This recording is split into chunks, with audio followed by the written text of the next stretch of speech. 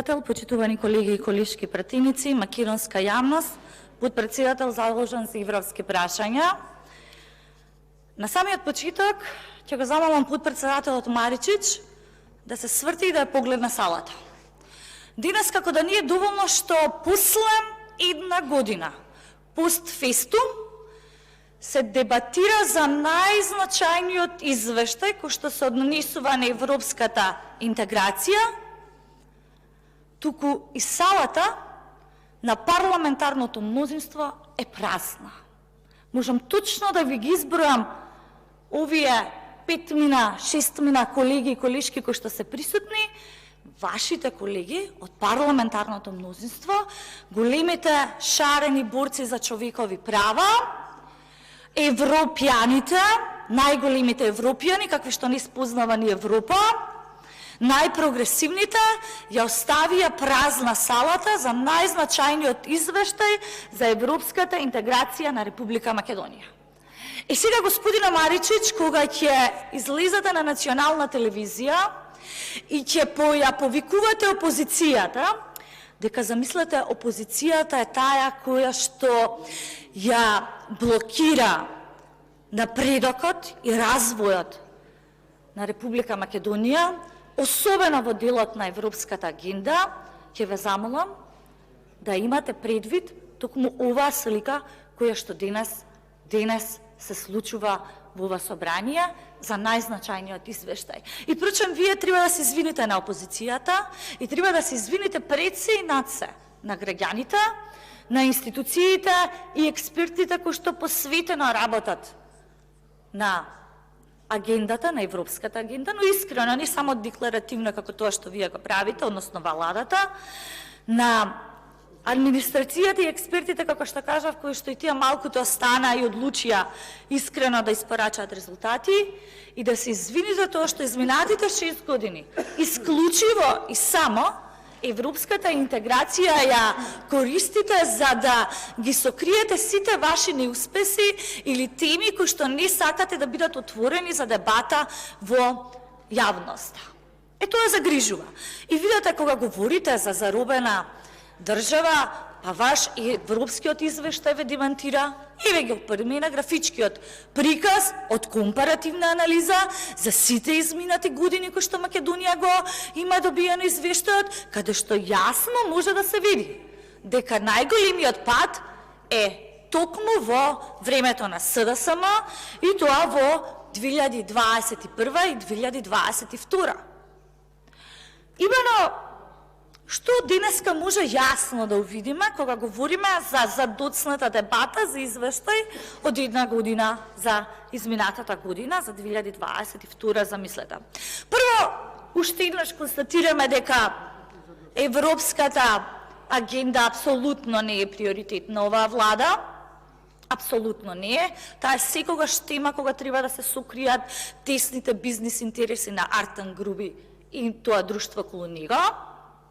Второ, секогаш ќе се покажа дека, впрочем, како и изминатата година, дека оваа влада апсолутно не е заинтересирана да ги имплементира препораките кои што ги дава Европската комисија, а се однесуваат на реформи кои што треба ние да ги имплементираме како држава, односно вие како извршна власт.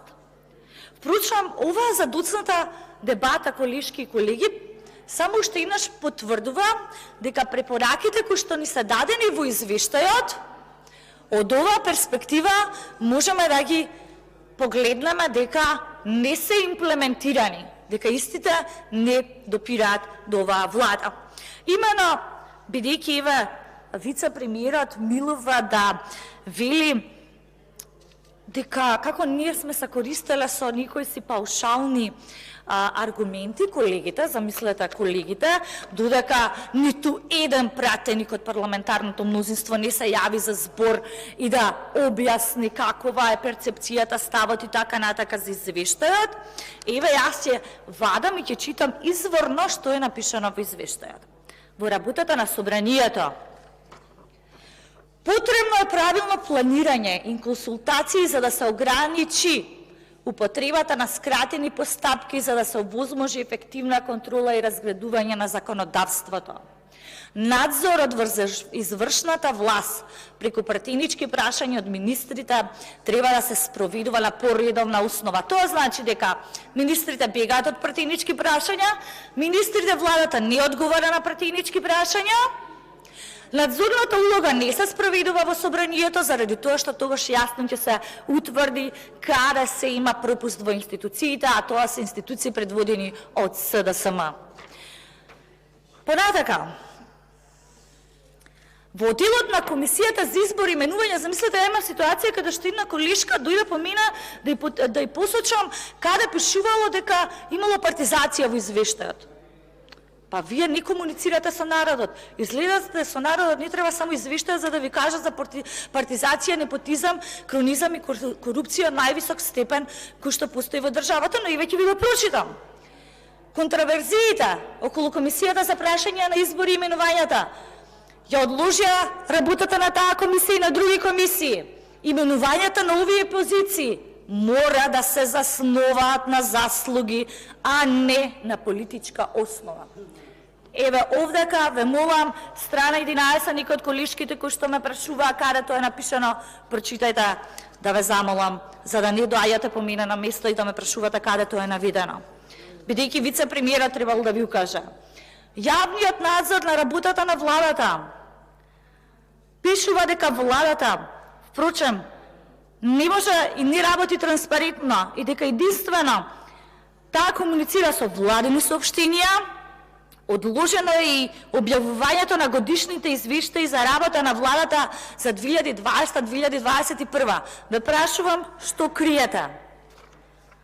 Државната комисија за спречување на корупција продолжува проактивно да извршува својата функција. Овдека некој го потенцираш ова за проактивност. Точно, за извештајот за Државната комисија за корупција единствено опозицијата дискутираше, дебатираше и го поддржи, а владата се обиде во рамките на буџетот да ги намали финансиите на Државната комисија за спречување на корупција, како и за Комисијата за борба од дискриминација. Што понатака вели извештајот? Корупцијата останува распространета во многу области и представува прашање на загриженост. Уште колку да проложам? Ајде околу борбата за корупцијата, иако најдобра оцена ќе ви ја кажат граѓаните, стопанството, невладиниот сектор. Имате многу што можете овдека да продолжите да читате, но најдобро, моја препорака, не верувам дека ништо посебно ќе бидете засегнати, е веднаш да почнете да ги имплементирате препораките од Комисијата. Запошувањето на новинарите е дел од извештајот. Извештајот констатира како новинарите како се случува вербални напади врз новинарите на социјалните медиуми, а владата не превзема ништо. Да заклучам.